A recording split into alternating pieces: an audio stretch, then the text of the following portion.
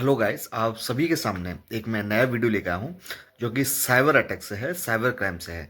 तो आशा करता हूँ कि मेरे वीडियो अगर आप लोगों को पसंद आती है तो लाइक करेंगे, सब्सक्राइब करेंगे और शेयर जरूर करेंगे ताकि इस चीज़ के नॉलेज ज़्यादा से ज़्यादा सभी लोगों को हो सके। तो आइए मैं वीडियो स्टार्ट करता हूँ। अरे भाई, मेरे खाते से सारे पैसे कट गए।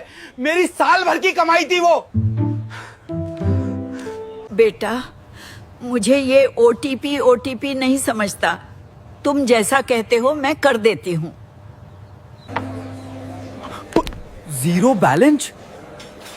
अभी 10 मिनट पहले तो पैसे थे इसमें, कहाँ गए? आगे बढ़ने से पहले डिस्क्लेमर को ध्यान से पढ़ें। 1 अप्रैल 2026 ये तारीख अपने कैलेंडर में मार्क कर लीजिए, क्योंकि इस दिन से आपका ओटीपी डालने का तरीका, यूपीआई से पेमेंट करने का तरीका और आपके बैंक अकाउंट को सुरक्षित रखने का तरीका सब कुछ पूरी तरह बदलने वाला है। अगर आपने इन बदलावों को नहीं समझा तो हो सकता है कि आप अपना ही पैसा इस्तेमाल न कर पाएं, या इससे भी बुरा कोई और आपका पैसा उड़ा ले जाए। ये कोई छोटा मोटा अपडेट नहीं है, ये रिजर्व बैंक ऑफ इंडिया का अब तक का सबसे बड़ा सिक्योरिटी अपडेट है, जो सीधे आपके मोबाइल और आपके लाखों रुपए पर असर डालेगा। आज मैं आपको एक एक करके वो 8 नए नियम बताऊंगा जो आरबीआई लागू करने जा रहा है। और देखिए, इससे पहले कि मैं आपको इन 8 नियमों की गहराई में ले जाऊं, एक छोटा सा काम कर दीजिए।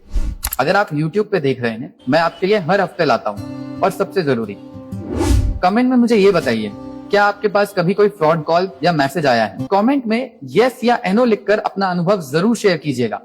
ये जानकारी अपने परिवार के हर सदस्य को व्हाट्सएप पर शेयर करें। शायद आपके एक शेयर से किसी की मेहनत की कमाई बच जाए। अब आते हैं सबसे बड़ी खबर पर। अब सवाल ये है कि आरबीआई को अचानक ये सब बदलने की जरूरत क्यों पड़ी? इसका जवाब है बढ़ते हुए ऑनलाइन फ्रॉड। पिछले साल यानी 2024-25 में हैकर्स और स्कैमर्स ने हम भारतीयों के बैंक खातों से 36,000 करोड़ रुपए से भी ज्यादा उड़ा लिए। ये रकम इतनी बड़ी है कि कई छोटे देशों की पूरी अर्थव्यवस्था भी इतनी नहीं होती। यहाँ समस्या ये है कि चोर अब ओटीपी पूछने या लिंक भेजने जैसे पुराने तरीके छोड़ चुके हैं। अब वो deep fake voice technology, screen sharing app और खतरनाक मैलवेयर यानी वायरस का इस्तेमाल कर रहे हैं। तो इसका समाधान है आरबीआई का नया डिजिटल पेमेंट सिक्योरिटी फ्रेमवर्क, जो 1 अप्रैल 2026 से लागू होगा। चलिए एक एक करके इसके 8 बड़े नियमों को समझते हैं। तो पहला नया नियम है डायनामिक 2 फैक्टर ऑथेंटिकेशन। इसका मतलब है कि अब आपकी हर पेमेंट को जांचा जाएगा कि वो कहां से हो रही है, किस मोबाइल से हो रही है और क्या ये आपका सामान्य व्यवहार है। जैसे आप हर रोज मुंबई से पेमेंट करते हैं और अचानक एक दिन आपके अकाउंट से दिल्ली से पेमेंट होती है, तो बैंक तुरंत एक एक्स्ट्रा सिक्योरिटी सवाल पूछेगा। लेकिन रुकिए, दूसरा नियम इससे भी ज्यादा जरूरी है। वो है बैंकिंग ऐप में स्क्रीनशॉट और स्क्रीन रिकॉर्डिंग पर बैन। अब आप अपने बैंक की ऐप के अंदर किसी भी सेंसिटिव पेज का स्क्रीनशॉट नहीं ले पाएंगे। ये इसलिए किया गया है क्योंकि स्कैमर्स एनीडेस्क जैसी ऐप से आपका फोन कंट्रोल करके आपकी जानकारी रिकॉर्ड कर लेते थे।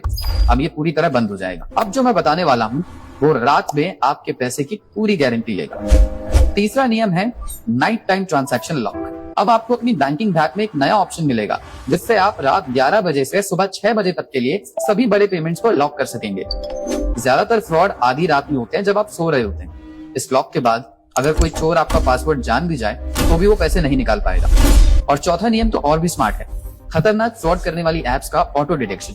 अगर आपके फोन में कोई भी फ्रॉड करने वाली या जासूसी करने वाली एप्स मौजूद है, तो आपकी बैंकिंग ऐप खुलेगी ही नहीं, वो बंद हो जाएगी और आपको पहले उस खतरनाक ऐप को डिलीट करने के लिए कहेगी। ये आपके फोन के लिए एक चौकीदार की तरह काम करेगा। यहाँ वो गलती है जो अब तक होती आ रही थी, जिसे आरबीआई अब सुधार रहा है। पांचवा नियम है ओटीपी सिस्टम में सबसे बड़ा बदलाव। अब एसएमएस पर आने वाली ओटीपी धीरे धीरे बंद हो जाएंगे। ओटीपी अब आपको सीधे आपकी बैंक की टेप के अंदर ही मिलेगा, जो पूरी तरह एन्क्रिप्टेड यानी गुप्त भाषा में होगा। स्कैमर्स आपके एसएमएस को हैक करके ओटीपी चुरा लेते थे, लेकिन ऐप के अंदर से ओटीपी चुराना लगभग नामुमकिन है। अब सवाल है कि अगर कोई पेमेंट अजीब या अलग हो तो क्या होगा? यहीं पर छठा नियम काम आता है, असामान्य पेमेंट के लिए एक्स्ट्रा सवाल। मान लीजिए आप हमेशा 2-4 हजार की पेमेंट करते हैं और अचानक 50,000 की पेमेंट करने लगे, तो ऐप आपसे पिन या ओटीपी के अलावा एक और सवाल पूछ सकती है, जैसे आपकी माँ का नाम क्या है या आपके पहले स्कूल का नाम क्या था। इससे फ्रॉड करने वाले वहीं फंस जाएंगे।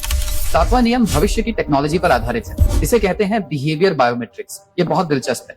आपकी ऐप ये सीखना शुरू कर देगी कि आप टाइप कैसे करते हैं, आपकी टाइपिंग स्पीड क्या है, आप स्क्रीन पर उंगली कैसे घुमाते हैं। जैसे हर इंसान की लिखावट अलग होती है, वैसे ही फोन चलाने का तरीका भी अलग होता है। अगर कोई और आपका फोन इस्तेमाल करेगा तो ऐप इस पैटर्न के बदलाव को पकड़ लेगी और ट्रांजैक्शंस ब्लॉक कर देगी। और आखिरी 8वां नियम है बड़े ट्रांजैक्शंस के लिए आधार बायोमेट्रिक। अगर आप कोई बहुत बड़ी रकम जैसे 5 लाख या 10 लाख ट्रांसफर कर रहे हैं तो हो सकता है कि ऐप आपसे आपका आधार लिंक फिंगरप्रिंट या फेस स्कैन मांगे। इसके बिना पेमेंट होगी ही नहीं। ये बड़े फ्रॉड्स को रोकने के लिए एक बहुत मजबूत कदम है। तो मेरे प्यारे दोस्तों, आज हमने जाना आरबीआई के उन 8 नए और शक्तिशाली नियमों के बारे में जो 1 अप्रैल 2026 से आपके ऑनलाइन बैंकिंग अनुभव को हमेशा के लिए बदल देंगे। अब आपको बस 2 काम करने हैं। पहला, इस जानकारी को याद रखना है और दूसरा, अपने फोन से हर गैर जरूरी और अनजान अफवाह को आज ही डिलीट करना है। कमेंट में बताइए कि इन 8 नियमों में से आपको सबसे दमदार नियम कौन सा लगा। वीडियो को लाइक करें अगर आपको ये जानकारी वाकई काम की लगी। याद रखिए, जानकारी ही आपका सबसे बड़ा हथियार है। सतर्क रहें, सुरक्षित रहें